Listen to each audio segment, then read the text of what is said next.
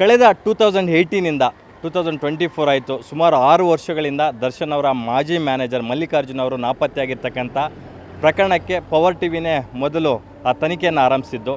Of course ನಾನು ನಿರ್ಮಾಪಕರ ಸಂಘಕ್ಕೆ ಹೋಗಿ ಮಲ್ಲಿಕಾರ್ಜುನ್ ಅವರು ಏನಾಗಿದ್ದಾರೆ ಅಂತಕ್ಕಂಥ ಒಂದು ಇದನ್ನು ಹೊರಗಡೆ ತೆಗೆಯುವಂಥ ಪ್ರಯತ್ನ ಮಾಡಿದ್ದೆ. ಅದಾದ ನಂತರ ಅವರ ಪಾರ್ಟ್ನರ್ ಆಗಿರ್ತಕ್ಕಂತಹ ಯೋಗೀಶ್ ನಾರಾಯಣ್ ಅವ್ರನ್ನ ಮಾತಾಡಿಸುವಂಥ ಕಾರ್ಯ ಮಾಡಿದ್ದೆ. ಅದಾದ ಬಳಿಕ ಈಗ ಮತ್ತೊಬ್ಬರನ್ನ ಮಾತಾಡಿಸ್ತಾ ಇದ್ದೀನಿ. ಅಫ್ಕೋರ್ಸ್ ಎಲ್ಲರಿಗೂ ಯಕ್ಷ ಪ್ರಶ್ನೆಯಾಗಿ ಕಾಡ್ತಾ ಇರ್ತಕ್ಕಂಥದ್ದು ರೇಣುಕಾಸ್ವಾಮಿ ಥರನೇ ಅವರ ಮ್ಯಾನೇಜರ್ ಕೂಡ ಹತ್ಯೆಯಾಗಿ ಯಾವುದಾದ್ರೂ ಮೋರಿ ಸೇರಿದ್ನ ಅಂತಕ್ಕಂಥ ಒಂದು ಯಕ್ಷ ಪ್ರಶ್ನೆ ಎಲ್ಲರಲ್ಲೂ ಕಾಡ್ತಾ ಇದೆ. ಈ ಕುರಿತು ಮಾತನಾಡೋದಕ್ಕೆ ನಟ ಅರ್ಜುನ್ ಸರ್ಜಾ ಅವರೊಟ್ಟಿಗೆ ಪ್ರೇಮ ಬರಹ ಸಿನಿಮಾದಲ್ಲಿ ಎಕ್ಸಿಕ್ಯೂಟಿವ್ ಪ್ರೊಡ್ಯೂಸರ್ ಆಗಿ ಕೆಲಸ ಮಾಡಿದಂಥ ಅನಿರುದ್ಧ್ ಅವರಿದ್ದಾರೆ. ಅವ್ರಿಗೂ ಕೋರ್ಟು ಒಂದು ಲುಕೌಟ್ ನೋಟಿಸ್ ಕೊಡಿ ಪೇಪರ್ ಮೂಲಕ ಅಂತಕ್ಕಂಥ ಒಂದು ಇದನ್ನು ಹೇಳಿತ್ತು. ಅವರು ಕೂಡ ಒಂದು ಪೇಪರ್ ಆ್ಯಡ್ ಕೊಟ್ಟಿದ್ದರು, ನಾಪತ್ತೆ ಆಗಿದ್ದಾರೆ, ಕಾಣೆಯಾಗಿದ್ದಾರೆ, ಯಾರಾದರೂ ಕಾಣಿಸಿದ್ರೆ ನಮಗೆ ಕೂಡಲೇ ತಿಳಿಸಿ ಅಂತ. ಯಾಕಂದರೆ ಅವರಿಗೆ ಕೋಟ್ಯಾಂತರ ರೂಪಾಯಿ ಮೋಸ ಆಗಿತ್ತು ಆ ಸಿನಿಮಾದಲ್ಲಿ. ಈ ಕುರಿತು ಮಾತನಾಡೋದಕ್ಕೆ ನಮ್ಮ ಜೊತೆ ಅನಿರುದ್ಧ್ ಇದ್ದಾರೆ. ಸರ್, ಈ ಬಗ್ಗೆ ನೀವು ಏನು ಕಮೆಂಟ್ ಮಾಡ್ತೀರಾ ಸರ್? ಮೊದಲನೇದಾಗಿ ಈಗ 2018ರಿಂದನೂ ಅವರಿಗೆ ನಮಗೆ ನಾಪತ್ತೆಯಾಗಿ ತಿಳಿದು ಬಂದಿರುತ್ತೆ. ಅರ್ಜುನ್ ಸರ್ಜಾ ಅವರು ಇದ್ದವರು ಈಗ ಸಿನಿಮಾದ ನಿರ್ದೇಶಕ ಮತ್ತು ನಿರ್ಮಾಪಕ ಆಗಿ ಕೆಲಸ ಮಾಡಿರ್ತಾರೆ. ತುಂಬ ಅನ್ಯಾಯವಾಗಿ ಇಟ್ಬಿಟ್ಟಿದ್ದಾರೆ. ಯಾಕಂದರೆ ಮೊದಲಿಂದನೂ ಅವರಿಗೆ ಎಲ್ಲೇ ಒಂದು ಕಡೆ ಇರಲಿ ಅವನು ಕರ್ನಾಟಕದ ಸಂಬಂಧಗಳಲ್ಲಿ ವ್ಯಾವಹಾರಿಕ ಸಂಬಂಧಗಳು ಮೊದಲಿಂದನೂ ತುಂಬಾ ಬೇಜಾರು ಮಾಡ್ತಾ ಬಂದಿದೆ ಕೆಲವರಲ್ಲಿ. ಆ ಒಂದು ಪಾಯಿಂಟಲ್ಲಿ ಹೇಳ್ಬೇಕಂದ್ರೆ ಇಲ್ಲಿ ಅವ್ರಿಗೆ ಕೊಟ್ಟಂತಾಗ ಈಗ ವಿತರಣೆ ಮಾಡಿ ಅಂತ ಬಂದಾಗ ಅವರಿಗೆ ಇಲ್ಲಿ ನಮಗೆ ಯಾವುದೊಂದು ಆಡಿಟಿಂಗ್ ಇಲ್ಲ ಅಥವಾ ಏನದನ್ನು ಕೌಂಟಿಂಗ್ ಇಲ್ಲ, ಏನಿಲ್ಲ. ಫೈನಲ್ ಆಗಿ ಅವರೇನೋ 1 CR ಅಂತ ತೊಗೊಳ್ತಾರೆ. ಅದಾದಮೇಲೆ ದೇ ಫ್ಲಾಶ್ಡ್ ಆಫ್ ಅಂಡ್ ಅಲ್ಲಿಂದ ಅವರು ಸೇಲು ಕೂಡ ಸಿಗಲಿಲ್ಲ. ಆಲ್ಮೋಸ್ಟ್ ಅಬೌಟ್ ಒಂದು 3 ತಿಂಗಳಾದಮೇಲೆ ಅವರು ಚೆಕ್ ಕೊಟ್ಟಿದ್ದನ್ನು ಕೂಡ ಬೌನ್ಸ್ ಆಗೋಗಿದೆ. ಅದರ ಮುಖಾಂತರ ನಾವು ನೋಡಿದಾಗ ವಿಜಯನಗರದ ಮನೇಲಿ ನೋಡಿದ್ವಿ. ಪ್ಲಸ್ ಅದಾದಮೇಲೆ ಇವರು ಕಾಳೇಶ್ವರ ಎಂಟರ್ಪ್ರೈಸ್ ಈ ಕಡೆ ಅವರ ಕಚೇರಿಯಲ್ಲೇ ಹುಡ್ಕೊಂಡು ನೋಡಿದ್ರು, ಎಲ್ಲೂ ಕೂಡ ಪತ್ತೆ ಇಲ್ಲ. ನಾವೆಲ್ಲೋ ಒಂದು ಕಡೆ ನಂಬಿಕೆ ಇವತ್ತು ಅಥವಾ ನಾಳೆ ಬರ್ಬೋದು ಅಥವಾ ಏನೋ ಒಂದಿದೆ, ಇದು ಗಾಂಧಿನಗರದಲ್ಲಿ ನಡೆಯುವಂಥ ಸರ್ವೇಸಾಮಾನ್ಯ ಕಥೆಗಳಾಗಿರುತ್ತೆ, ಹೆಂಗಾರಿರ್ಬೋದು ಅಂತ. ಸತತ್ರ ಸರಿಸುಮಾರೀಗ ಒಂದು 5ರಿಂದ 6 ವರ್ಷ ಆಗ್ತಾ ಬಂದಿದೆ. ಎಲ್ಲೂ ಕೂಡ ಅವ್ರ ಬಗ್ಗೆ ಒಂದು ಸುಳಿವು ಇಲ್ಲ, ಏನೂ ಇಲ್ಲ. ಅವರಿಗೆ ನಾವು ಕೂಡ ಈಗ ಅವರ ಹೆಂಡತಿ ಅವ್ರ ತೇಜಸ್ವಿನಿ ಅವ್ರಿಗೂ ಸಂಪರ್ಕ ಮಾಡಿಸಿದ್ವಿ. ಅದಾದಮೇಲೆ ಅವ್ರ ತಂದೆ ಬದನಗೌಡ ಅಂತ ಪಾಟೀಲ್ ಅಂತ ಅವ್ರ ಹತ್ರನೂ ಇದನ್ನು ಮಾಡಿದ್ವಿ, ಸಂಪರ್ಕ ಮಾಡಿದ್ವಿ. ಎಲ್ಲೂ ಕೂಡ ಸಿಗ್ತಾ ಇಲ್ಲ. ಅವರು ಕೂಡ ಅಲ್ಲಿ ಗದಗಲ್ಲೂ ಇಲ್ಲ, ಆ ಮೂಲಕವಾಗಿ ಈಗ ಅವರು ಹಾಸ್ಪಿಟಲ್ಲೂ ಇಲ್ಲ, ಒಂದು ಕೊಪ್ಪಳದಲ್ಲೂ ಕೂಡ ಎಲ್ಲೂ ಸುಳಿವು ಎತ್ತಿರಲಿಲ್ಲ. ತುಂಬ ಮೂಲ ಇನ್ಫಾರ್ಮೇಷನ್ ಬಂದಿದ್ದು ನಮಗೆ ಈಗ ಒಂದು ಗಾಂಧಿಯಲ್ಲಿ ಅವರ ಗೋವಾದಲ್ಲಿ ಇದ್ದಾರೆ ಅಂತ ಒಂದು ಮಾಹಿತಿ, ಒಂದು ಸಣ್ಣ ಮಾಹಿತಿ ಒಂದು ದೊರಕಿದೆ. ಇದ್ದಾರೆ ಅಂತ ಮಾಹಿತಿ ಇದೆ. ಮತ್ತು ಹಾಗೂ ಕೂಡ ಇದ್ದಾರೆ ಅನ್ನೋದಾದರೆ ಅಫ್ಕೋರ್ಸು ಅವ್ರ ತಂದೆ ತೀರೋಗಿ 2 ಇಯರ್ಸ್ ಆಯಿತು. ಗದಗಲ್ಲಿ ತಂದೆ ತೀರೋದಾಗಲೂ ಸಹ ಅವರ ಅಂತ್ಯಕ್ರಿಯೆ, ಅಂತ್ಯ ಸಂಸ್ಕಾರಕ್ಕೆ ಅಥವಾ ಅಂತಿಮ ಕ್ಷಣದಲ್ಲಿ ಅವರ ದರ್ಶನ ಪಡೆಯೋದಕ್ಕೆ ಬರಲ್ವ ಸರ್? ಇದೊಂದು ಪ್ರಶ್ನೆ ಕಾಡಲ್ವಾ ಅಂತಕ್ಕಂಥದ್ದು. 2 ವರ್ಷದಿಂದ ಅವ್ರ ತಂದೆ ತೀರೋದಾಗ ಬಂದಿಲ್ಲ ಅವರು ಗದಗ್ಗೆ. ನಾವು ವಿಚಾರಿಸಿದ್ವಿ ಅದನ್ನೆಲ್ಲನೂ ಪವರ್ ಟಿವಿ ಮೂಲಕ. ಅದು ತಿಳಿದಿದೆ ಸರ್. ಈಗ ಅವ್ರಿಗೆ ಅವ್ರು ಬಂದಿಲ್ಲ. ಮೂಲಕವಾಗಿ ಅವ್ರು ಹೇಳ್ಬೇಕಂದ್ರೆ ಅವರು ಲಾಸ್ಟ್ ಒಂದು ಲೆಟ್ರ್ ಕೂಡ ಬರೆದಿಟ್ಟು ಹೋಗಿದ್ದಾರೆ. ಓಕೆ, ಆ ಲೆಟ್ರ್ ಕೂಡ ನಾನೇ ಕೊಟ್ಟಿದ್ದೀನಿ. ಅದನ್ನು ತೋರಿಸಿದಾಗ ಒಂದು ಕಾಪಿ ಮಾಧ್ಯಮ ಅವರು ಅವ್ರ ಪತ್ನಿ ತೇಜಸ್ವಿನವ್ರಿಗೆ ಬರೆದರು. ನನ್ನ ಈಗ ಸಾಲ ಮಾಡ್ಕೊಂಡಿದ್ದೀನಿ, ಈಗ ನನ್ನ ಇರೋಕ್ಕೆ ಇಲ್ಲಿ ಶಕ್ತಿ ಇಲ್ಲ. ಒಂದಿನ ನಾನು ಆ್ಯಕ್ಚುಲಿ ಬರ್ತೀನಿ, ಸ್ವಲ್ಪ ದಿನ ಸಹಕರಿಸಿ ಅಂತ ಇದೆ. 5 ವರ್ಷ ಆಗ್ತಾ ಬಂತು, ಎಲ್ಲೂ ಕೂಡ ಒಂದು ಸಣ್ಣ ಮಾಹಿತಿ ಕೂಡ ಇಲ್ಲ, ಏನೂ ಇಲ್ಲ. ಅವ್ರು ಬರೋದಕ್ಕೆ ರೆಡಿನೇ ಇಲ್ಲ. ಈಗ ಅವ್ರದ್ದು ಪಾಸ್ಪೋರ್ಟನ್ನಾಗಲಿ, ಅವ್ರದ್ದು ಪ್ಯಾನ್ ಕಾರ್ಡ್ ಆಗಲಿ, ಮತ್ತು ಬೇರೆ ಯಾವ ರೀತಿಯೂ ಆ್ಯಕ್ಚುಲಿ ಟ್ರಾನ್ಸಾಕ್ಷನ್ಸ್ಗಳು ನಡೆದಿಲ್ಲ. ಅವ್ರದ್ದು ಒಂದು ಮೊಬೈಲ್ ನಂಬರ್ ಕೂಡ ಆ್ಯಕ್ಚುಲಿ ಅವ್ರ ಆಧಾರ್ ಕಾರ್ಡನ್ನು ಮೆನ್ಷನ್ ಮಾಡ್ಕೊಂಡಿಲ್ಲ. ಇಲ್ಲಿ ನಮಗೂ ಕೂಡ ಅವ್ರ ಸ್ಥಳೀಯ ಪೊಲೀಸ್ಗಳು ತುಂಬ ಒಂದು ಸಪೋರ್ಟನ್ನು ಮಾಡ್ತಿದ್ದಾರೆ. ಇಲ್ಲಿ ಉಪ್ಪಾರಪೇಟೆ ಠಾಣೆ ಆಗಿರ್ಬೋದು, ಒಂದು ಗದಗಿನ ಪೊಲೀಸವರಾಗಿರ್ಬೋದು, ಮತ್ತು ಈ ಮೂಲವಾಗಿ ಸೈಬರ್ ಕ್ರೈಮರಾಗಿರ್ಬೋದು. ಬಟ್ ಎಲ್ಲೂ ಅವ್ರ ಕಡೆ ಸುಳಿವಿಲ್ಲ. ಬಟ್ ಮೊನ್ನೆ ಈಗ ರೇಣುಕಾಸ್ವಾಮಿ ಅವ್ರದ್ದು ಒಂದು ಕತೆ ನಡೆದಿರ್ಬೇಕಾದ್ರೆ ಅವ್ರು ಇದಾರೋ ಇಲ್ವೋ ಅಂತಲೇ ಗೊತ್ತಾಗಿದೆ, ಕಷ್ಟ ಆಗೋಗಿದೆ. ಬಟ್ ಒಂದು ಸಣ್ಣ ಇನ್ಫಾರ್ಮೇಷನ್ ಎಲ್ಲೋ ಒಂದು ಕಡೆ ಇಗ್ನೈಟ್ ಆಗಿರೋದು ಈಗ ಒಂದು ರೂಮರ್ಸಿಗೆ ಸ್ಪ್ರೆಡ್ ಮಾಡಿಬಿಟ್ಟು ಒಂದು ಮಾಧ್ಯಮದ ಕಡೆಯಿಂದ, ಪೊಲೀಸ್ ಕಡೆಯಿಂದ ಅವರೆಲ್ಲ ಈಗ ಗೋವಾದಲ್ಲಿ ಇದ್ದಾರೆ ಅಂತ ಒಂದು ಸಣ್ಣ ಮಾಹಿತಿ ಕೊಟ್ಟಿದ್ದಾರೆ. ಈಗ ಇದ್ರ ಪ್ರಕಾರವಾಗಿ ಒಂದು ಮುಂದಾಳತ್ತು ತೊಗೊಬೇಕಂತ ನಾವು ಡಿಸೈಡ್ ಮಾಡಿದ್ದೀವಿ. ನಮಗೆ ಇದು ಒಂದು ಹಾರ್ಡ್ ಅಂಡ್ ಮನಿ. ಓಕೆ, ಇಲ್ಲಿ ಇಬ್ಬರಿಗೆ ನ್ಯಾಯ ಸಲ್ಲಬೇಕಾಗುತ್ತೆ. ಇನ್ ಕೇಸ್ ಅವ್ರು ಗೋವಾದಲ್ಲಿ ಇರೋದೇ ಆದರೆ ನಿಮ್ಗೇನು ಅವ್ರು 1 ಕೋಟಿ ರೂಪಾಯಿ ಕೊಡಬೇಕು, ಅದಕ್ಕೆ ನಿಮಗೆ ನ್ಯಾಯ ಸಿಗಬೇಕಾಗುತ್ತೆ. ಎರಡನೇದು, ಅವ್ರ ಕುಟುಂಬದಿಂದ 6 ವರ್ಷಗಳಲ್ಲಿ ಅಜ್ಞಾತವಾಸದಲ್ಲಿ ಏನಿದ್ದಾರೆ ಅವ್ರ ಕುಟುಂಬಕ್ಕೂ ಒಂದು ನ್ಯಾಯ ಸಿಗಬೇಕಾಗುತ್ತೆ. ಬಹುಶಃ ನಮ್ಮ ಪವರ್ ಟಿವಿ ಗದಗಲ್ಲಿ ಅವ್ರ ಫ್ಯಾಮಿಲಿನ ಮೀಟ್ ಮಾಡುವಂಥದ್ದು, ಅವ್ರನ್ನ ಅದೇ ತನಿಖೆ ಮಾಡುವಂಥ ಒಂದು ಪ್ರಯತ್ನ ನಾವು ಪಟ್ವಿ. ಆದರೆ ಅವ್ರ ಕುಟುಂಬ ಹೇಳ್ತಾ ಇರ್ತಕ್ಕಂಥ, ದಯವಿಟ್ಟು ಕ್ಯಾಮ್ರಾ ಓಪನ್ ಮಾಡಬೇಡಿ, ಅವ್ರು ಎಲ್ಲಿದ್ದಾರೆ ಏನು ಅಂತ ನಮಗೆ ಕೇಳಬೇಡಿ, ನೀವು ನಮ್ಮನ್ನು ಶೂಟೇ ಮಾಡಬೇಡಿ, ದಯವಿಟ್ಟು ನಮ್ಮ ಪಾಡಿಗೆ ನಮ್ಮನ್ನು ಬಿಟ್ಬಿಡಿ ಅಂತಿದ್ದಾರೆ. ಇಲ್ಲ, ಒಂದು ದರ್ಶನ್ ಆ್ಯಂಡ್ ಅವ್ರ ಟೀಮು ಅವರಿಗೆ ಬೆದರಿಕೆ ಹಾಕಿರಬೇಕು, ನಿಮ್ಮ ಮಗನ ಥರನೇ ನಿಮ್ಮನ್ನು ಕಾಣೆ ಆಗದಿರ ಮಾಡ್ತೀವಿ ಅಂತ. ಇಲ್ಲ, ಅವರಿಗೆ ಒಂದು ದೊಡ್ಡ ಮಟ್ಟದ ಅಮೌಂಟ್ ಕೊಟ್ಟು ಸೆಟಲ್ಮೆಂಟ್ ಆದರೂ ಮಾಡಿರಬೇಕು. ಇಲ್ಲ ಅಂತಂದರೆ ಅವ್ರು ಯಾಕೆ ಈ ಥರದ ಒಂದು ಭಯ ಪಟ್ಕೊಂಡು ನಮಗೆ ಹೇಳ್ತಾರೆ ಅಂತಕ್ಕಂಥದ್ದು.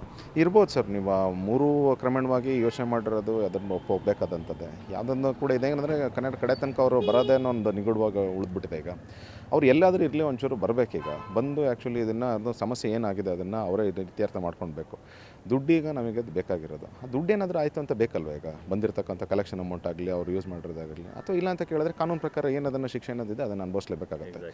ಅವ್ರ ಪ್ರಕಾರ ಇಲ್ಲ ಅಂತ ಕೇಳಿದ್ರೆ ಏನಾದರೂ ಒಂದು ಪ್ರಾಪರ್ಟಿ ಇರ್ಬೋದು ಅಥವಾ ಬೇರೆದೇನಾದ್ರು ಇರ್ಬೋದು. ತಮಗೆ ಈಗ ಮೂಲತಃ ತಿಳಿಸಿರ್ಬೇಕಾದ್ರೆ ಹುಬ್ಳಿಲಿ ಅವ್ರದ್ದೊಂದು ಈಗ ಒಂದೇ ಒಂದು ಪ್ರಾಪರ್ಟಿ ಅನ್ನೋದು ಆ್ಯಕ್ಚುಲಿ ಇದು ಮಾಡ್ಕೊಂಡಿದ್ದಾರೆ. ಅದು ಕೂಡ ಒಂದು ಅನ್ರಿಜಿಸ್ಟರ್ಡ್ ಅಷ್ಟೇ, ಸರ್ಕಾರದಿಂದ ಅಲಾಟ್ಮೆಂಟ್ ಆಗಿರೋದು. ಅದು ಬಿಟ್ಟರೆ ಬೇರೆ ಏನೇನು ಇಲ್ಲ. ಅವ್ರು ಇರ್ತಕ್ಕಂಥ ಚೆಕ್ಸ್ಗಳಾಗಲಿ ಬೇರೆದಾಗಲಿ ಅವ್ರು ಮಾಡಿರ್ತಕ್ಕಂಥದ್ದು ಯಾವುದ್ರ ಬಗ್ಗೆನೂ ಒಂದು ಎಲ್ಲೋ ಒಂದು ಕಡೆ ಫ್ಯಾಕ್ಚುಯಲ್ ಇನ್ಫಾರ್ಮೇಷನ್ಸ್ಗಳದು ಅದನ್ನು ತೋರಿಸ್ತಾ ಇಲ್ಲ. ಸರ್, ನೀವು ಹೇಳಿದ್ದಕ್ಕೆ ನಮಗೂ ಅನಿಸ್ತು, ಸಾಕಷ್ಟು ಜನ ಇಂಡಸ್ಟ್ರಿಯಲ್ಲಿ ಹೇಳೋದು ಇಲ್ಲ ಅವ್ರು ಫಾರಿನಲ್ಲಿ ಸೆಟ್ಲ್ ಆಗಿದ್ದಾರಂತೆ, ಶ್ರೀಲಂಕಾದಲ್ಲಿ ಸೆಟ್ಲ್ ಆಗಿದ್ದಾರಂತೆ, ಕೆನಡಾದಲ್ಲಂತೆ ಅಂತ ಅಂತೆ ಓಡಾಡ್ತಿದೆ. In case if it is true means ನೀವು ಹೇಳ್ದಂಗೆ ಎಲ್ಲೋ ಒಂದು ಕಡೆ ಪಾಸ್ಪೋರ್ಟ್ ಟ್ರ್ಯಾಕ್ ಆಗ್ಬೋದಿತ್ತು, ಪ್ಯಾನ್ ಕಾರ್ಡ್ ಎಲ್ಲಾದರೂ ಯೂಸ್ ಮಾಡಿದ್ರೆ ಐಡೆಂಟಿಫಿಕೇಷನ್ಗೆ ಅದು ಟ್ರ್ಯಾಕ್ ಆಗಬೇಕಿತ್ತು, ಅಥವಾ ಅವ್ರ ಸಿಮ್ ಕಾರ್ಡು ಯೂಸ್ ಆಗಬೇಕಿತ್ತು. ಯಾವೂ ಆ್ಯಕ್ಟಿವ್ ಆಗಿಲ್ಲ. ಸೊ ಮನುಷ್ಯ ಆ್ಯಕ್ಟಿವ್ ಆಗಿದ್ದಾನೆ ಅನ್ನೋದಕ್ಕೆ ಏನು ಒಂದು ಸಣ್ಣ ಕುರುಹೂ ಇಲ್ಲ. ನಿಮ್ಗೆ ಅನಿಸುತ್ತಾ ಅವ್ರು ಜೀವಂತವಾಗಿದ್ದಾರೆ ಇವತ್ತು ಅಂತ? ಒಂದು ವಿಚಾರ ಹೇಳ್ಬೇಕಂದ್ರೆ ನಮಗೆ ಒಂದು ಗಂಗಾವತಿಲಿ ರಾಬರ್ಟ್ ಸಿನಿಮಾ ರಿಲೀಸ್ ಟೈಮಲ್ಲಿ ಆ್ಯಕ್ಚುಲಿ ಅಲ್ಲಿ ಒಂದು ಥಿಯೇಟ್ರಲ್ಲಿ ಕಾಣಿಸ್ಕೊಂಡಿರೋದು ಮಾಹಿತಿ ಇದೆ. ಓಕೆ, ನಮ್ಮ ಇಲ್ಲಿ ಅಭಿಮಾನಿ ಮೂಲದ ವರ್ಗದವರು ಆ್ಯಕ್ಚುಲಿ ಅದೊಂದು ಸುಳಿ ಬಿಟ್ಟಿದ್ರು. ಪೊಲೀಸ್ ಹತ್ರನೂ ಆ ಟೈಮಲ್ಲಿ ಕೇಳಬೇಕಾದ್ರೆ ಹೌದು ಅಂತ ಹೇಳ್ಕೊಂಡು ಆ್ಯಕ್ಚುಲಿ ಮಾಹಿತಿ ಬಂದಿದೆ. ಅವ್ರು ಹೋರಾಟ ಇಲ್ಲಿ ನಡೆಸಿದ್ದಾರೆ ಈ ಥರ ಬಂದಾಗ ಅಂತ, ಹಿಂಗೆ ಗದಗಲ್ಲೇ ಅಲ್ಲಿ ಗಂಗಾವತಿಲಿ. ಅದು ಒಂದು ನಮಗೆ ಒಂದು ಹೋಪ್ಸ್ ಆ್ಯಕ್ಚುಲಿ ಒಂದು ಕಾಡಿತ್ತು. ಮೊನ್ನೆ ಆ್ಯಕ್ಚುಲಿ ಬಂದಾಗ ಇಲ್ಲಿ ಈ ಥರ ಕೊಲೆ ಪ್ರಕರಣ ನಡೆದಾಗ ಗೋವಾದಲ್ಲೆಲ್ಲೋ ನಿಲ್ಲಿಸ್ಕೊಂಡಿದ್ದಾರೆ ಅಥವಾ ಬೇರೆದು ಮಾಡಿದ್ದಾರೆ. ಇವ್ರು ನನ್ನ ಪ್ರಕಾರ ತಿಳಿದಂಗೆ ಎಲ್ಲೋ ವಿದೇಶದಲ್ಲೂ ಅಲ್ಲಿ ಇಲ್ಲಿ ಸೆಟ್ಲ್ ಆಗೋ ಅಂಥ ಮನುಷ್ಯ ಅಂತೂ ಏನಲ್ಲ. ಅದು ಹೆಂಡತಿ ಮಕ್ಕಳು ಬಿಟ್ಬಿಟ್ಟು ಯಾರು ಏನೋ ಈ ಥರ ಏನೋ ಕೊಲೆ ಮಾಡಿದೆ ಸುಲಿಗೆ ಮಾಡಿದೆ ಅನ್ನೋ ಥರದ್ದೇನಲ್ಲ. ಇವ್ರು ಮಾಡಿರೋದೇನು ಒಂದು check bounce. That is the ಒಪ್ಪುವಂಥ ಕೆಲಸನೂ ಅಲ್ಲ. ಬಟ್ ಅಂಥದ್ದೇನೋ ಒಂದು ದೊಡ್ಡದು ಮಟ್ಟದಲ್ಲಿ ಏನೋ ತಪ್ಪನ್ನ ನಡೆದಿಲ್ಲ ಅಂದ್ಕೊಳ್ತೀನಿ ಅಷ್ಟೇ.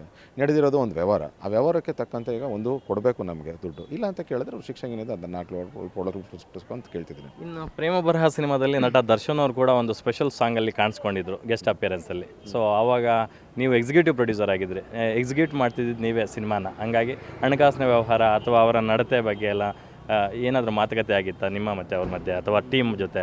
ಎಲ್ಲನೂ ಕೂಡ ಒಳ ಸೀಮಿತವಾಗೇ ಅವ್ರದ್ದೆಲ್ಲ ಸಂಪರ್ಕ ಇದ್ದಿದ್ದು. ಮತ್ತು ಅರ್ಜುನ್ ಸರ್ಜಾ ಮತ್ತು ಅವರಿಗೆ ಕೂಡ ಇಲ್ಲಿ ಅವರೊಂದು ಒಡನಾಟ ಕೂಡ ಮುಂಚಿಂದನೂ ಕುರುಕ್ಷೇತ್ರದಿಂದನೂ ಮತ್ತು ಹಿಂದೆ ಕಡೆಯಿಂದನೂ ಹಿಂದೆ ಸಿನಿಮಾಗಳಿಂದನೂ ತುಂಬ ಚೆನ್ನಾಗಿತ್ತು. ಹಾಗೆ ಒಬ್ಬರೊಬ್ಬರು ಕೂಡ ಎಲ್ಲ ಇಲ್ಲಿ ಗೆಳೆತನದಲ್ಲೇ ಮುಂಚೆ ಚೆನ್ನಾಗಿ ಬಂದಿದ್ದರು.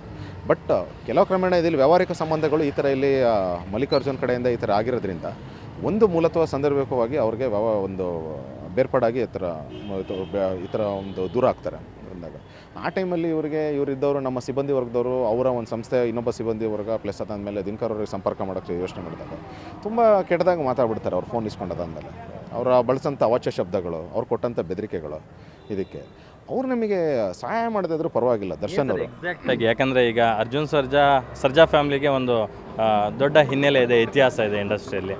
ಆ ಕಡೆ ತೂಗುದೀಪ ಶ್ರೀನಿವಾಸ್ ಅವ್ರ ಫ್ಯಾಮ್ಲಿಗೂ ಒಂದು ದೊಡ್ಡ ಇತಿಹಾಸ ಹಿನ್ನೆಲೆ ಇದೆ.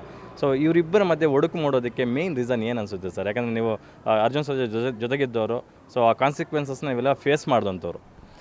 ಕಂಪ್ಲೀಟಾಗಿ ಹೇಳ್ಬೇಕಂದ್ರೆ ಇದೊಂದು ಬಿಸ್ನೆಸ್ ಇಂಟ್ರಪ್ಟ್ ಅಂತಲೇ ಹೇಳ್ಬೋದು ಅಷ್ಟೇ, ಬೇರೆದು ಇನ್ನೇನು ಇಲ್ಲ. ನಾನು ಬಂದ್ಬಿಟ್ಟು ಇನ್ನೊಂದು ಈಗೋ ಕ್ಲಾಶ್ಗಳಂತ ಇರುತ್ತೆ ಬೇರೆಯವ್ರಿಗೆ.